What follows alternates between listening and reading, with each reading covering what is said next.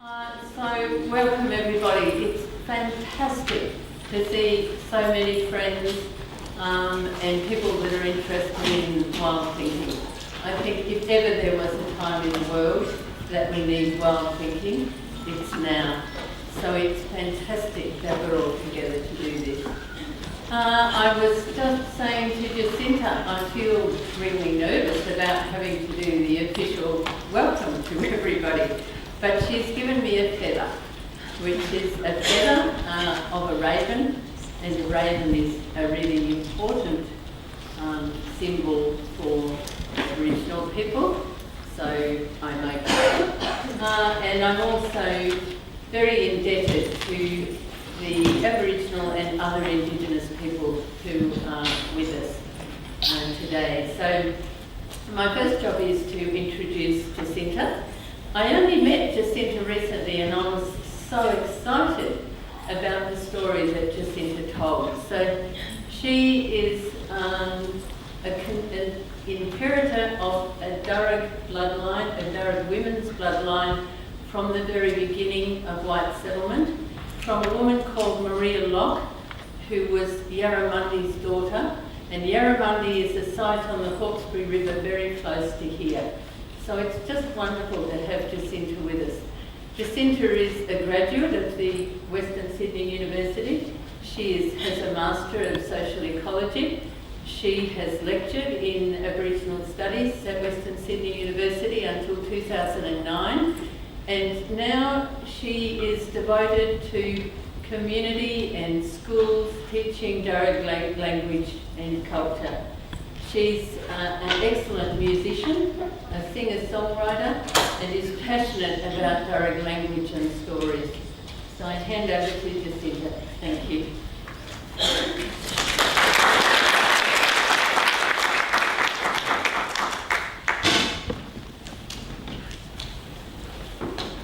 Good morning everyone. No, Jacinta Warwarungu, but my actually female line, so Maria Locke her son married into my unbroken females line. So that unbroken females line comes from O'Malley, which is a Prospect clan. And our family, as you may realise, was from first point of contact. And we are written up in the blanket supplies, which was an area where they were giving out blankets. The story is that the smallpox were actually in the blankets. But first of all, I'd like to acknowledge my elders past and present, and also future generations coming, because that's what we do. What we're doing is for the future. In times past, we'd make a decision not for this generation, but for 6 generations to come. And wouldn't it be wonderful if we actually had a little bit of longer vision in politics and all those things today, to actually think about 6 generations and what's happening and where we're going. So first of all, the way I like to welcome is I do in song. I'll welcome the grandmothers, but I want to take you on a little journey today. I've been given the graciousness of time, because usually we welcome the countries, we're told about 5-10 minutes.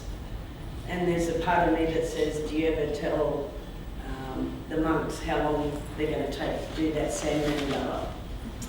Or the priest how long his actual mass should run? And so there's a little bit, and thank you for that respect given, because it's a long time coming. I just want to explain the feathers, because times past I used to always ask permission from the ancestors to do welcome to countries, and it was Crow who Raven, who used to be my little permission slip fella. And this morning, before I came, my auntie years ago said to me, the ancestors are very pleased, and she was a Sikh. And the ancestors are very pleased that you asked permission, but they're very busy and you already got permission. So I gathered that was a green light for doing welcome to countries, besides getting the honour from other elders. But this morning, walking with Sue, and You know, I just happened to pull up next to a car and said, excuse me, you go to a conference, and Sue was someone who I know from social ecology, like, hey, just like, oh, back to Hawkesbury, God love yous. And as we were walking up, there was 4 crow feathers on the ground and 1 white cockatoo. And if anyone is a feather collector, you will know that crow is one of the hardest feathers to find. And to have 4 on the ground is quite amazing. So I've got 1 in my head to acknowledge, and also to say thank you to the ancestors for giving me permission again, and to remind me that we'll always need to walk into these things with respect. So I want to sing you a song I wrote for the grandmothers, but then I want to take you on a journey. See, for our land's being changed and so much is going on. And if I thought our families were better off for this change, I'd be so happy. But unfortunately, I don't think our families are better off. And I would love for 21st century to realise and knowledge in the science that we have as Aboriginal people that can help sustain life on this planet for another 40, 60 plus thousand years.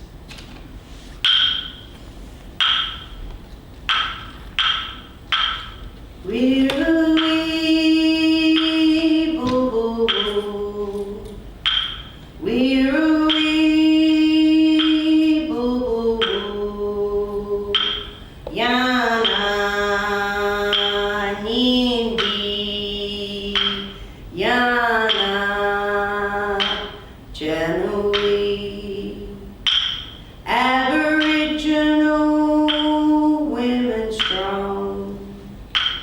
Aboriginal women strong. Walk with you, walk with me, January. We're-a-wee, boo-boo-boo. We're-a-wee, boo-boo-boo. Yana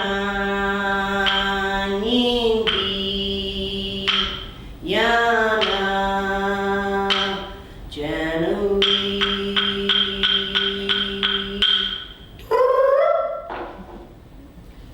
So that was just to acknowledge all my mothers, and also to welcome you to country. The reason why we do the welcomes is to create safe passage while you're here visiting country.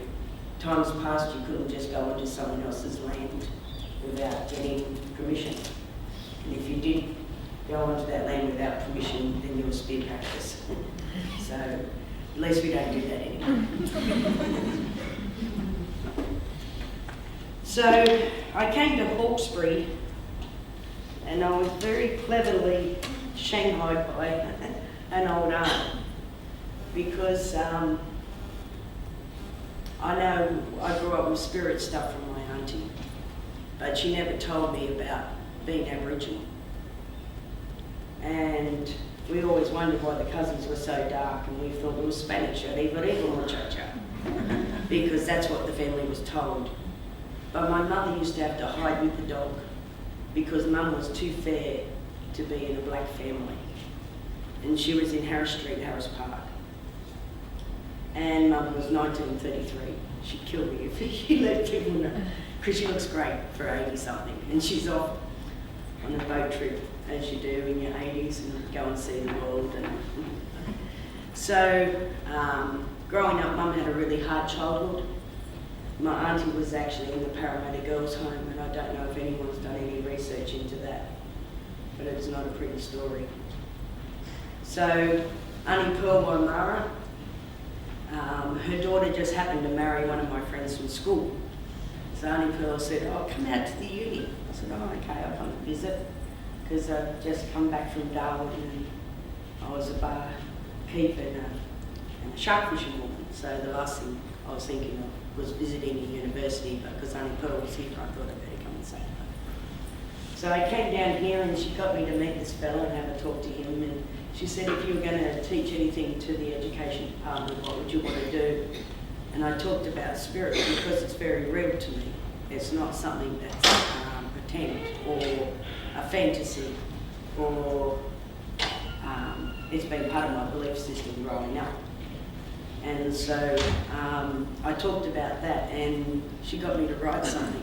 What I didn't realise is Pearl actually enrolled me in social ecology that day. And then when I got to see all the books, I burst into tears and said, I haven't even read the Bible, because I didn't really think I could get through that many books, because being dyslexic, it wasn't something I was thinking of doing.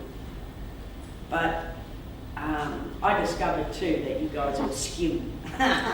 So when you guys have all these reference to all these books, I think you guys have actually read all the books. But ignorance is bliss, and I ended up doing university. So when I first came to university, I was encouraged with social ecology was to show a different way of learning. And I've always learned through music, so I remember the tragic sort of ads on television. You know, they still play through my mind when I was a kid. No, not beans again, no, it's Rosella, savoury rice. You know, some things that aren't really needed in your head, but they're stuck. So what I started to do was actually, I'd always played the guitar and I'd always written poetry. So I decided to combine the two. So this was my first song I wrote, and it was for a pilot project.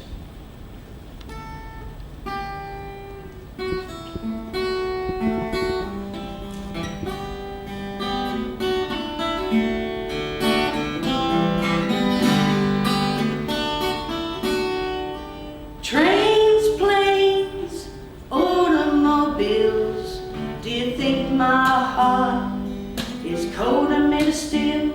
Do you think my heart is cold and made of steel?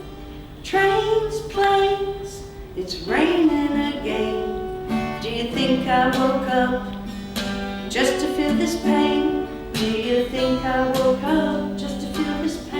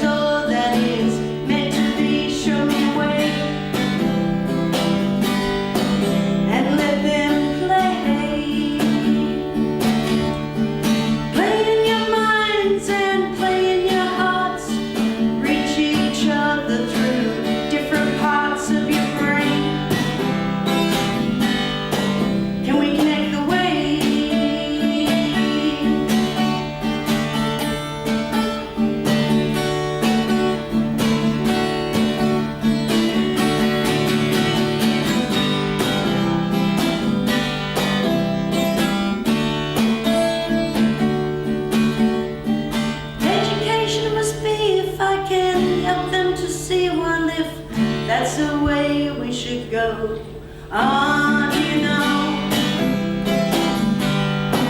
And can you show me the way? What do you know? And can you show me the way? Show me the way. Show me the way.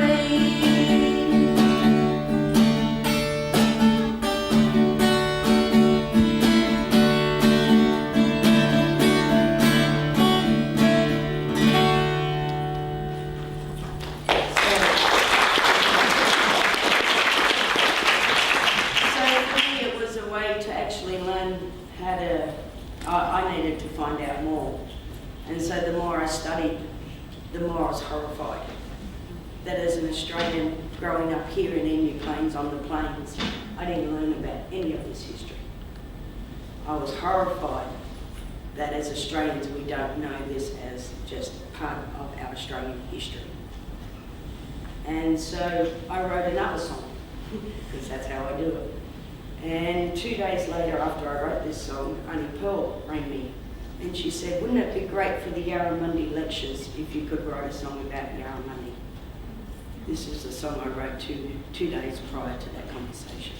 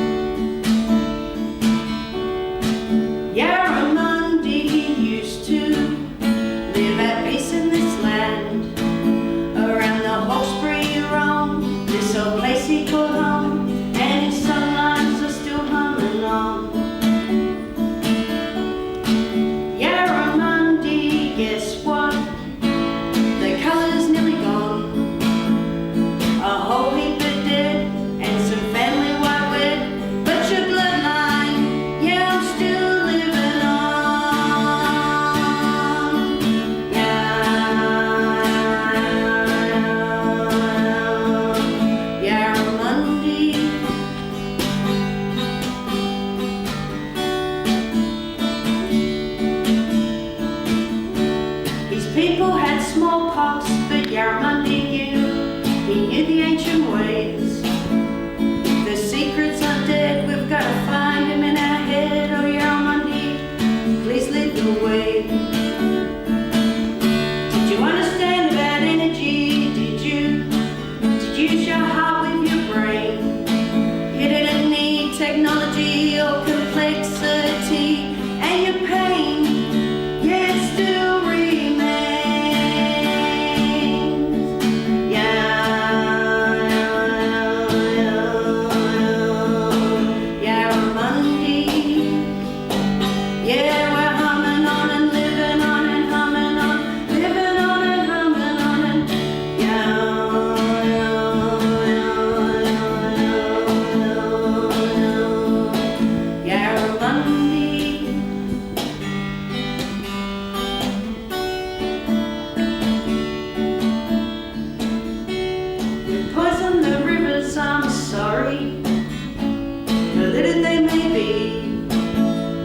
The times have all changed. I wish we could take some responsibility. 'Cause Yarramundi, I never dreamt it would be the sixth string. 'Cause people are trying to tell me I need insurance and diamond rings.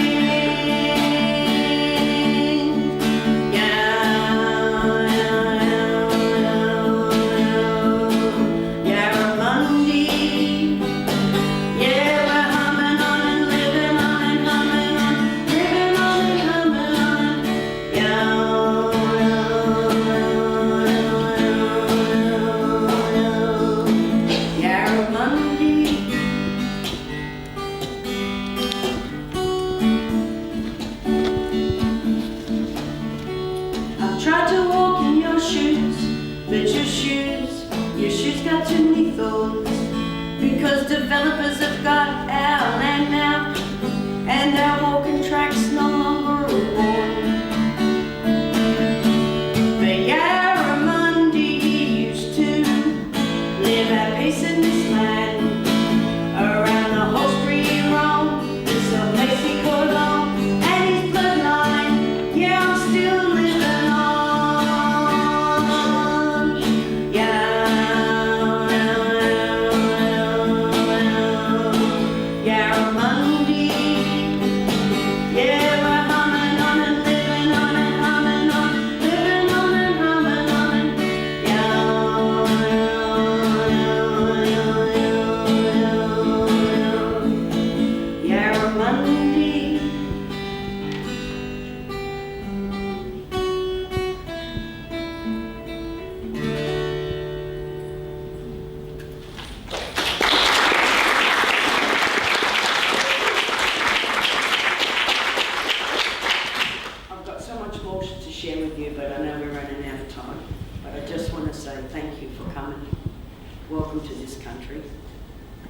we're still here.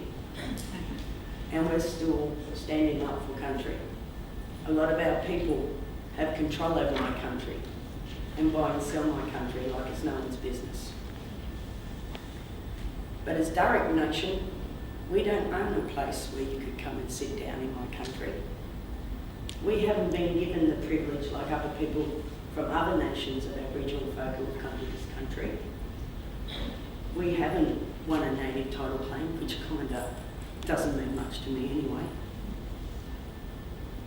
But we actually got to know our own history as Australians.